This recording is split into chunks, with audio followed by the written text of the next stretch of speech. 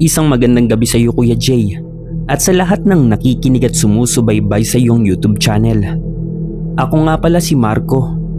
Isa rin ako sa mga libu-libong tagapakinig mo na ginagawang pampatulog ang mga nakakatakot na narasyon mo bago pumikit ang mga mata ko.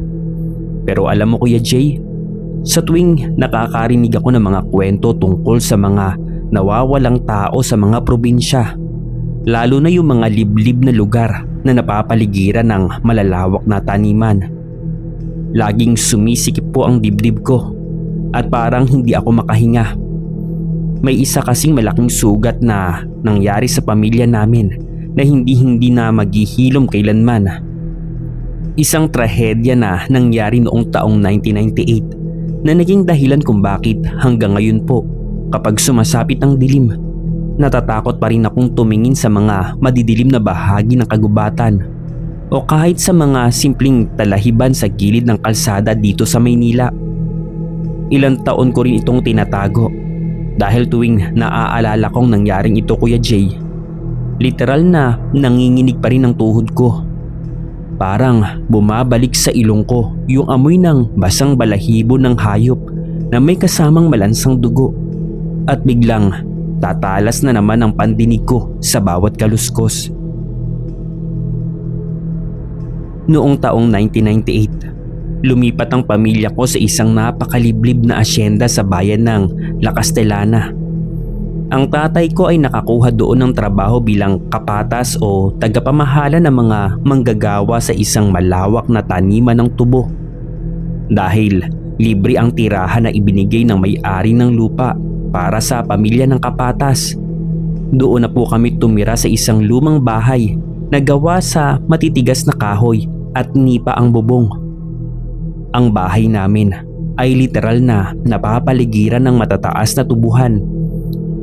Kung nakakita ka na ng taniman ng tubo Kuya Jay, alam mo kung gaano kabilis tumaas sa mga talahib nito at kung gaano kasukal sa loob. Kapag kasi panahon na ng anihan, ang mga tubo ay mas mataas pa sa tao. At kapag umihip ang malakas na hangin sa gabi, ang tunog ng mga dahon nito ay parang mga libo-libong taong nagbubulungan sa dilim. Napakalayo rin ang mga kapitbahay namin doon Kuya Jay. Ang pinakamalapit na kabahayan ng mga kapwa manggagawa ay halos kalahating kilometro ang layo. Kapag sumapit naman ang gabi, umaasa lang kami sa mga debateryang ilawan at mga gasera na gawa sa boteng may mitsa. Walang kuryente, walang signal at walang anumang maingay na sasakyan na dumadaan. Ang tanging kasama mo lang doon kapag gabi ay ang purong kadiliman at ang sarili mong takot. Noong mga panahong iyon Kuya Jay, ako ang panganay sa 3 magkakapatid. 12 taong gulang pa lamang ako noon, kaya medyo may kaisipan na ako at natatandaan ko ang bawat detalye na nangyari na parang kahapon lang naganap. Ang 2 kong sumunod na kapatid ay sina Junjun na 7 taong gulang at ang bunso naming si Kiko na 5 taong gulang pa lamang. Dahil abala si tatay sa bukid mula umaga hanggang hapon upang silipin ang mga nagtatabas at si nanay naman ay laging naglalaba sa may malapit na sapa o nagluluto sa kusina, at ako ang madalas na naaatasan na magbantay sa 2 kong kapatid. Ang paborito nilang laro ay tagu-taguan sa gilid ng tubuhan kapag hapon na, bago tuluyang lumubog ang araw. Palagi ko silang pinapaalalahanan na huwag masyadong papasok sa loob ng taniman dahil baka may mga ahas o mababangis na hayop. Pero alam mo naman ng mga bata, kapag naglalaro ay madalas na nakakalimot na sa mga paalala at patuloy lang sila sa pagtakbo kung saan saan. Noong unang linggo namin sa bayan na yon, napapansin ko ang mga matatandang manggagawa sa tubuhan ay laging may dalang mahahabang itak na nakasabit sa kanilang baywang. Noong una, akala ko ay normal lang ito dahil iyon naman talaga ang gamit nila sa pagtatrabaho. Pero napansin ko na kahit tapos na ang oras ng trabaho at naglalakad sila pabalik sa kani-kanilang mga barong-barong. Hawak-hawak pa rin nila ang kanilang mga itak. At ang kanilang mga mata naman ay laging pabalik-balik sa gilid ng masukal na gubat sa paanan ng bundok. Parang laging may binabantayan at pinaghahandaan ng mga ito na hindi ko maunawaan. At bandang isang hapon, habang nagpapahinga ang mga trabahador sa silong ng isang malaking puno ng akasya, narinig ko silang nag-uusap sa isang mababang boses habang sila po ay naninigarilyo. May binabanggit silang isang pangalan na naging sanhi ng matinding takot sa kanilang mga muka, at ito daw ang Amomongo. Ayon sa kanila, ang Amomongo ay isang uri ng ligaw na dambuhalang aswang na hindi nagbabagong anyo bilang tao. Sa halip, nananatili ito sa kanyang natural na forma bilang isang higanting unggoy. Mukha raw itong dambuhalang gorilya na punong-puno ng madulas, mahaba at kulay maroon na balahibo.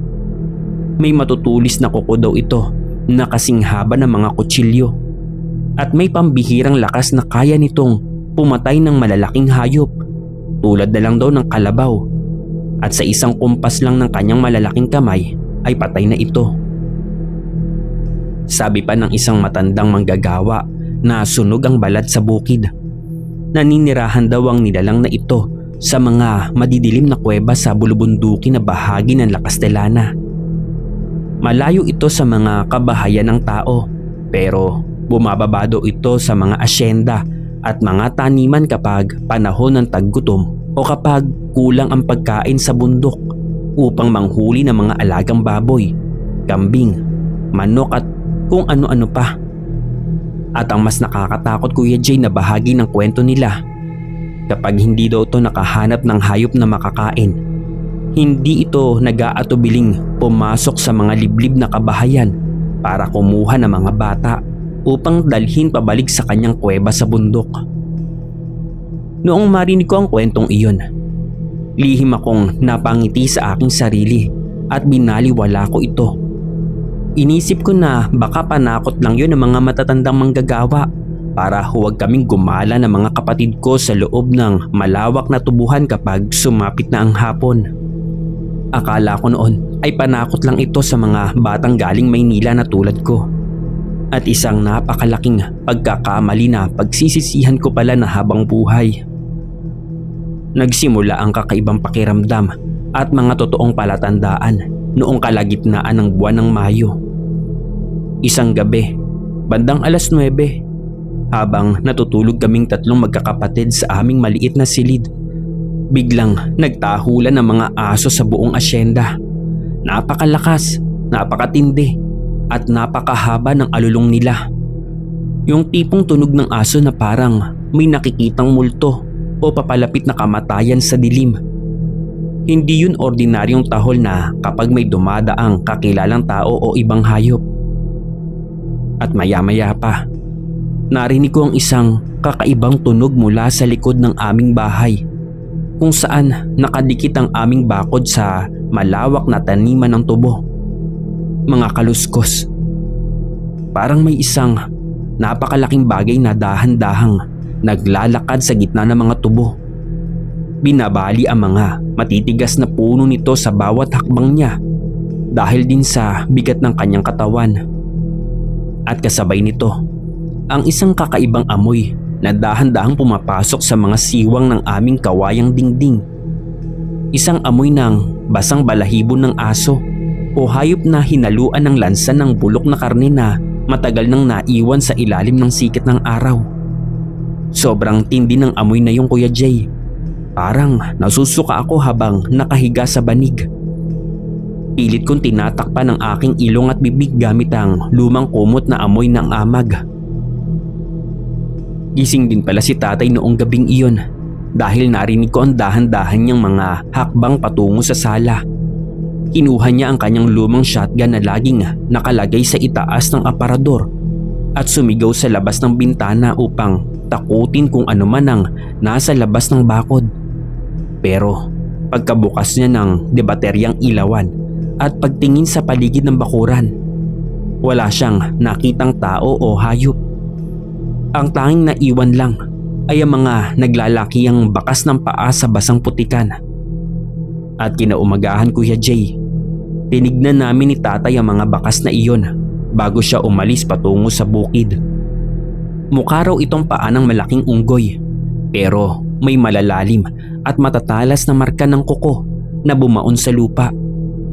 At may mga patak ng malapot at kulay berdeng laway sa mga dahon ng saging sa gilid nito. Sabi ni tatay sa amin, baka daw ligaw na malaking hayop lang na mula sa bundok na naghahanap na makakain sa aming basurahan. Kaya pinaalalahanan niya kami ng napakahigpit na huwag muna kaming lalabas ng bahay o lalayo kapag sumapit na ang alas 5 ng hapon. At dumating nga ang gabi ng May 18, 1998. Ito ang gabi na tuluyang nagpabago, nagpabagsak at dumurog sa buong pamilya namin. Ang gabi na hindi ko malilimutan at laging magpapabangon sa akin sa gitna ng pagtulog hanggang sa huling hininga ko, Kuya Jay. Buong araw nagtatrabaho si tatay sa bukid sa ilalim ng matinding sikat ng araw upang ayusin ang mga nasirang pananim. At si nanay naman ay maghapong naglaban ng mga makakapal na pantalon sa sapa. Kaya pagdating ng gabi ay kitang-kita ang matinding pagod sa kanilang mga mukha. Maaga pa lang, Kuya Jay, bandang alas 8 ng gabi. Matapos naming maghapunan ng simpleng ulam ay nakatulog na ang buong kabahayan dahil sa labis na kapaguran. Patay na ang lahat ng gasera at ang tanging tunog na lang na naririnig sa buong bahay ay ang huni ng mga kuliglig sa labas, ang patak din ng ulan sa bubong at ang panapanahong paglangit-ngit ng mga puno ng kawayan dahil sa mahinang hangin mula sa bundok. At bandang alas 11 ng gabi, bigla akong nagising ng walang dahilan. Wala namang kumakatok, wala ding maingay, pero nagising ang diwa ko. Naramdaman ko na parang napakalamig ng hangin sa loob ng aming kwarto. Isang lamig na hindi galing sa ulan. Nakita ko sa bintana na gawa sa kahoy at nipa na laging isinasara at itinatrangka ni tatay bago kami matulog. At ito ay nakabukas ng bahagya. Lumilikha ito ng isang makipot na siwang kung saan pumapasok ang hangin. Inisip ko na baka naitulak lang ito ng malakas na hangin mula sa labas o sadyang hindi maayos na nailak ni tatay dahil sa antok. Lumingon ako sa tabi ko kung saan katabi kong natutulog sina Junjun at Kiko sa iisang malaking banig upang sana ayusin ang kanilang kumot dahil baka nilalamig sila. Pero Kuya Jay, sa sandaling iyon, biglang lumaktaw ang tibok ng puso ko at naramdaman ko ang isang napakatinding lamig na kaba sa aking buong katawan. Bakante ang banig sa gilid ko. Wala doon ang dalawa kong kapatid.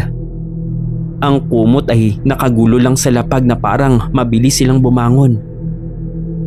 Inisip ko noong una, baka nagising lang sila dahil naiihi at pumunta sa kusina upang gumamit ng arinola. O kaya naman ay natakot sa lamig at lumipat sa kwarto nila nanay at tatay upang doon magsiksik at matulog. Tumayo ako mula sa aking higaan at dahan-dahang naglakad ng madilim sa sala. Maingat na hindi ako makagawa ng anumang ingay sa mga luma at lumalangit-ngit na kahoy sa sahig upang hindi magising sina tatay. Pumunta ako sa kusina pero walang tao doon. Madilim lang, malamig at tahimik ang buong paligid. Lumipat naman ako sa kwarto nila nanay at dahan-dahang sumilip sa pinto na nakabukas ng kaunti at nakita ko si nanay at tatay na mahimbing na natutulog. Walang kamalay-malay sa nangyayari sa labas ng kanilang silid. Doon na ako nagsimulang magpanik ng matindi. Naramdaman ko ng pawis sa aking noo kahit malamig ang gabi. Bumalik ako sa kwarto namin. Lumapit sa nakabukas sa bintana at tumingin ako sa ibaba sa tulong ng kaunting liwanag mula sa buwan. At doon sa madilim na damuhan sa ilalim ng bintana, may nakita akong dalawang maliliit na tsinelas. Isang pares ito ng kay Junjun at isang pares din ng kay Kiko.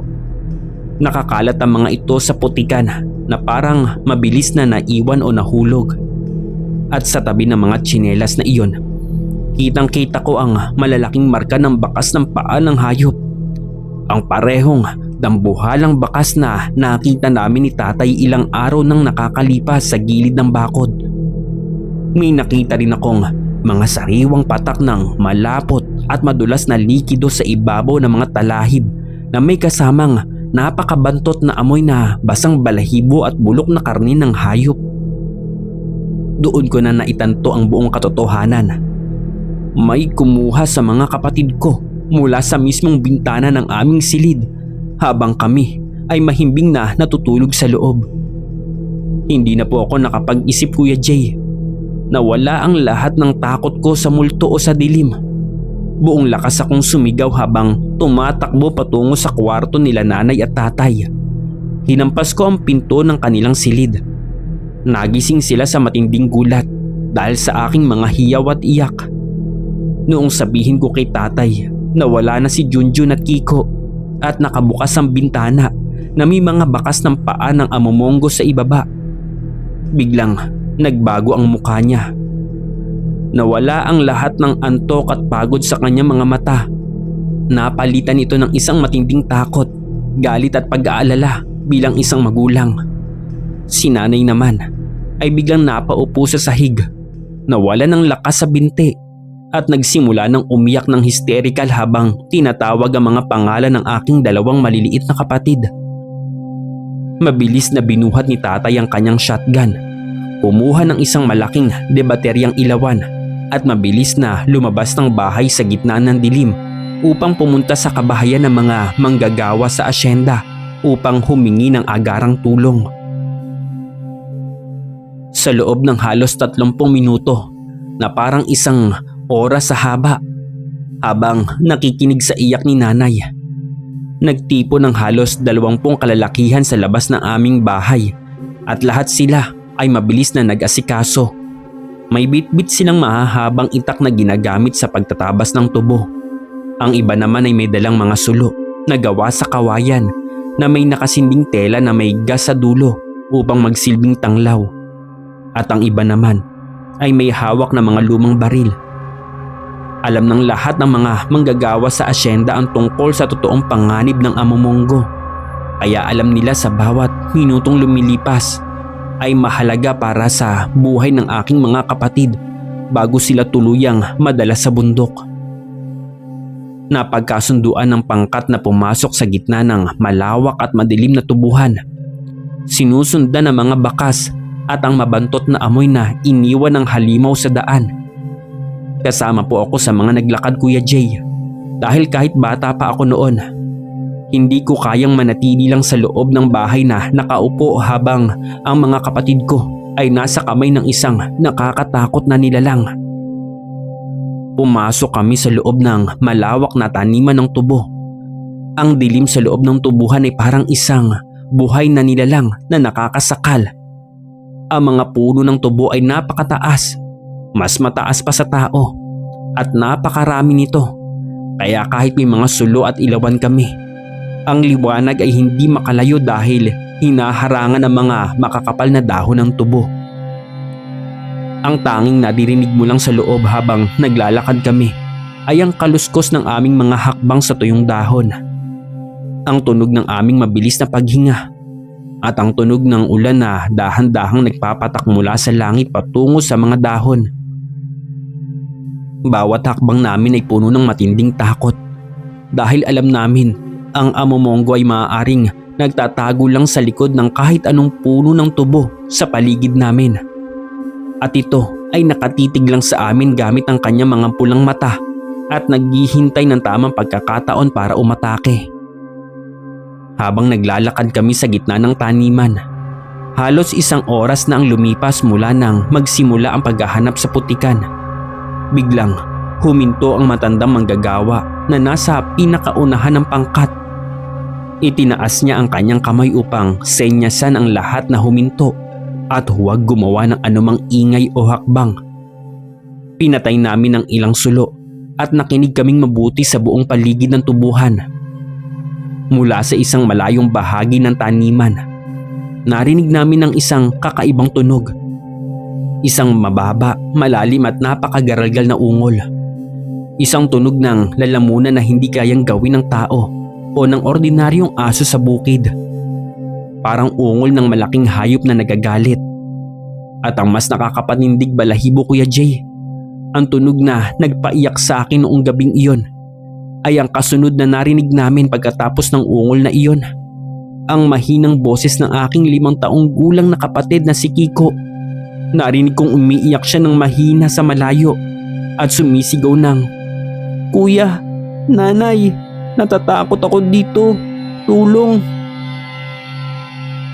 Nang marinig ni tatay ang boses ng kanyang bunsong anak, nawala ang lahat ng takot at pag-iingat sa kanyang kaisipan dahil bilang isang ama na nagmamahal sa kanyang mga anak. Buong lakas siyang tumakbo patungo sa direksyon kung saan nanggagaling ang boses ng kapatid ko. Binabali at itinatapon ang mga puno ng tubo sa kanyang daanan nang walang pag-aalinlangan kahit na nasusugatan na ang kanyang mga kamay sa matatalas na dahon. Sumunod kaming lahat sa kanyang likod. Itinataas ang aming mga sulo at baril upang magbigay ng liwanag sa kanyang dinadaanan. Habang papalapit kami sa lugar, ang napakabantot na amoy ng basang balahibo at bulok na karne ay lalong tumitindi at napakasakit sa ilong. Hanggang sa marating namin ang isang maliit na bakanting bahagi sa pinakagitna ng malawak na asyenda kung saan may isang napakalaking matandang puno ng akasya na nakatayo doon. At doon nga, Kuya Jay, sa ilalim ng malamig na liwanag ng buwan at sa tulong ng aming mga sulo, nakita namin sa unang pagkakataon ang totoong anyo ng amomongo na dati ay naririnig ko lang sa mga kwento. Nakatayo ang dambuhalang nilalang sa paanan ng malaking puno ng akasya. Nakasandal ang likod nito sa katawan ng puno. Mas malaki at mas nakakatakot siya sa inaasahan ko. Halos 7 talampakan ang kanyang taas. Malapad ang kanyang dibdib at ang kanyang buong katawan ay nababalutan ng makapal, madulas at kulay maroon na balahibo na may mga bahid na natuyong dugo mula sa mga nauna niyang biktima sa bundok. Ang kanyang mga braso ay napakahaba din, umaabot hanggang sa kanyang tuhod, at ang kanyang malalaking kamay ay may mahahabang kuko na kasing talas ng kutsilyo, at ang kanyang mukha ay parang mukha ng isang matandang unggoy. Ngunit mas masahol at mas demonyo ang itsura. Nanilisik ang 2 malalaking pulang mata nito na nakatitig sa amin ng walang takot. At ang kanyang malaking bibig ay nakabukas ng bahagya. Nagpapakita ng mga dilaw, matutulis at malaking pangil na may tumutulong malapot at kulay berdeng laway. At ang pinakamasakit at ang pinaka nakakatakot na bahagi ng eksenang iyon, Kuya Jay, na hanggang ngayon ay nagpapaiyak sa akin kapag naaalala ko, ay ang hawak sa kanyang 2 malalaking kamay. Hawak-hawak niya si Junjun na nakabitin sa kanyang kaliwang kamay at si Kiko naman sa kanyang kanang kamay. Ang aking mga kapatid ay puno ng mga gasgas. May mga dugo ang kanilang mga mukha at damit. Hindi na sila gumagalaw at parang mga manika na walang buhay sa kamay ng dambuhalang halimaw. Hindi ko alam kung patay na ba sila noong mga oras na iyon o nawalan lang sila ng malay sa matinding takot at sakit. Hindi na nag-atubili si tatay nang makita ang kalagayan ng kanyang mga anak. Itinaas niya ang kanyang shotgun, itinutok sa dibdib ng dambuhalang aswang at kinalabit ng gatilyo ng walang pag-aalinlangan. Isang napakalakas at nakakabinging putok ng baril ang umalingaw sa buong tubuhan. Natamaan ang amomongo sa bahagi ng kanyang balikat. Lumipad ang ilang bahagi ng kanyang balahibo at dugo. Dahil pagkatama ng bala, nagpakawala ang nilalang ng isang napakalakas, matining at nakakabinging hiyaw ng matinding galit at sakit. Sa tindi ng kanyang hiyaw, parang nayanig ang mga dahon ng puno sa paligid at napilitan ng ilan sa amin na bitawan ng sulo upang takpan ang aming mga tenga dahil sa sakit sa pandinig. Pero imbis na mabitawan ng aking mga kapatid o matumba siya sa lupa dahil sa lakas ng bala, ang sugat ay lalo lang nagpaalab sa galit ng halimaw. Bago pa man makalapit ang kalalakihan upang tagain ito gamit ang kanilang mga hawak na itak, mabilis na tumalo ng Amamongo patungo sa itaas ng mga sanga ng puno ng mga akasya gamit ang kanyang pambihirang lakas sa binti. Mula sa itaas ng puno, mabilis siyang lumundag ng paulit-ulit patungo sa pinakamakapal at pinakamadilim na bahagi ng tubuhan kung saan hindi na kayang maabot ang liwanag ng aming mga sulo. Umiiyak at nagpapaputok pa ng isang beses sa hangin kahit wala na siyang malinaw na target na nakikita sa dilim. Sinubukan naming habulin ng nilalang Kuya Jay. Ang 20 lalaki ay nagkahiwa-hiwalay sa loob ng gubat ng mga tubo, sumisigaw at nagwawasak ng mga pananim, at pilit na hinahanap ang anino o kaluskos ng dambuhalang unggoy. Pero sa sobrang bilis ng Amamongo sa loob ng sarili niyang teritoryo at sa kabuuang kadiliman ng gabi, tuluyan na itong naglaho na walang iniwang tunog kasama ang aking mga kapatid na sina Junjun at Kiko. Ang tanging naririnig na lang namin pagkatapos ng ilang minutong pagtakbo ay ang patak ng ulan at ang sarili naming mga paghinga na puno ng pagod, takot at kawalan ng pag-asa bilang mga tao. Magdamag kaming hindi lumabas sa loob ng tubuhan noong gabing iyon, Kuya Jay. Nanatili kaming lahat doon, naglalakad sa malapot na putikan, sinusuri ang bawat sulok at bawat ilalim ng puno hanggang sa unti-unti nang sumikat ang araw at magbigay ng liwanag sa buong asyenda. Kinaumagahan, dumating din ang mga pulis mula sa bayan matapos mabalitaan ng kapitan ang mga nangyari. Kasama ang mas marami pang mga residente mula sa ibang barangay upang tumulong sa malawakang paghahanap sa paanan ng bundok.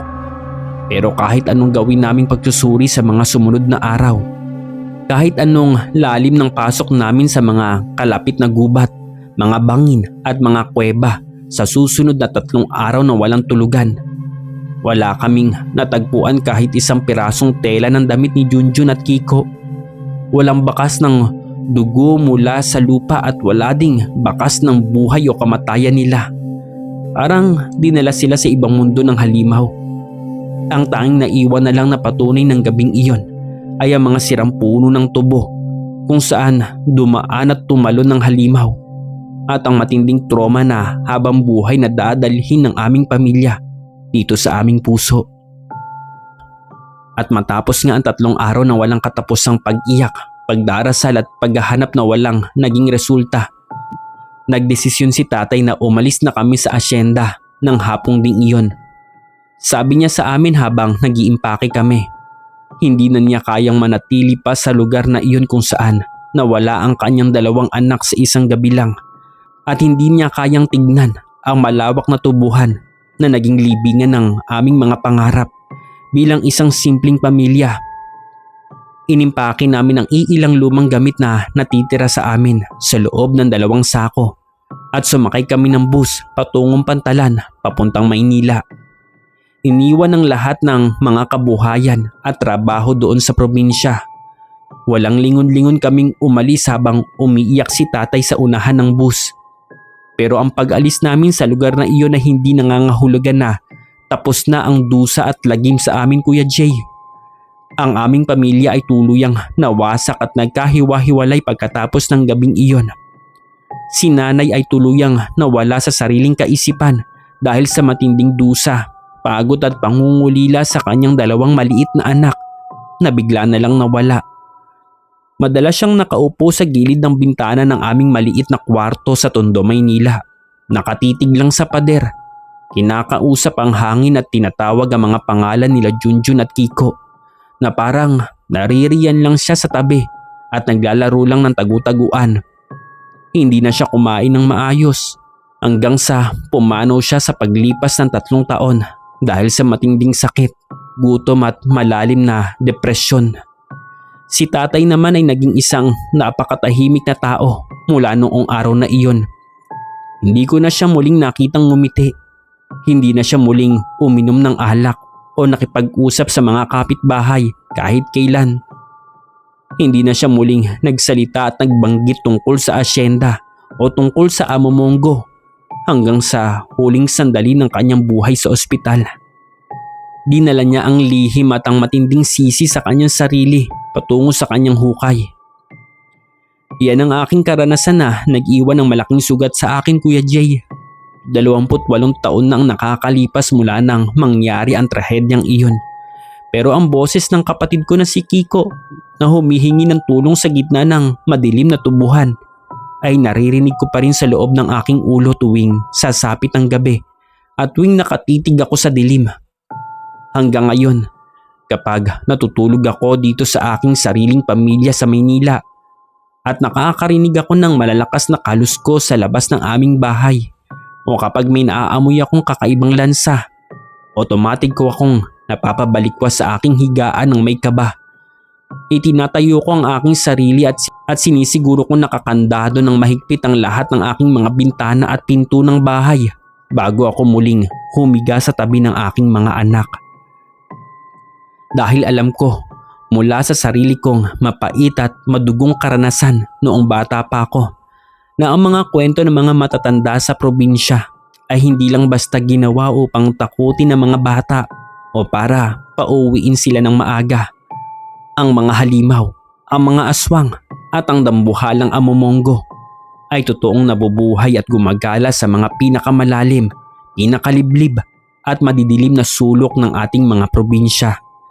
Naghihintay lang sila sa ilalim ng dilim, nagmamasid sa mga kabahayan ng mga tao at naghahanap ng tamang pagkakataon upang muling kumuha ng biktima na walang kalaban-laban.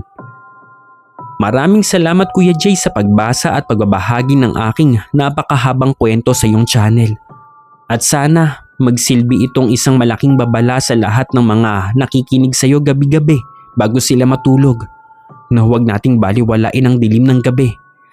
At mag-ingat kayo palagi kapag sumapit na ang takip silim at nagsimula ng magtago ang liwanag ng araw. Hanggang dito na lang po at marami pong salamat.